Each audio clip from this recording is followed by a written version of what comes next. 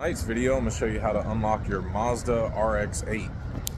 Alright, so I always go over to the passenger side. You can go to either side of the vehicle. It's just a matter of preference. I use an airbag from Access Tools. You can get this from calling the number or going on the website. You can also go to Home Depot and get a similar bag out of the door and window aisle. Just deflate that and shove it into the door frame right here. And if you don't have one of these, you could use like a wood wedge or a plastic wedge as well, like a door stopper. Slide that into the door like so. Kind of work it through the weather stripping until you get it all the way through. Give yourself a gap at the top.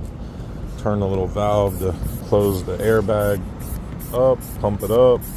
That will pry the door outward, giving you access inside of the vehicle. Then I use a metal rod. This is like a 5-foot metal rod, 1/4 inch in diameter. It's got a little rubber tip on the end of it and a handle that's made by Access Tools. If you don't have one of these, you can get a metal rod at Home Depot and bend it up and tape it up. Slide that through your window, your door like so. Come over here and flip that flipper lock right there above the door handle.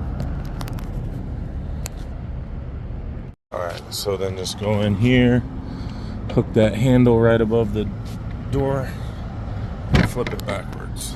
And there you go. Pretty simple and easy.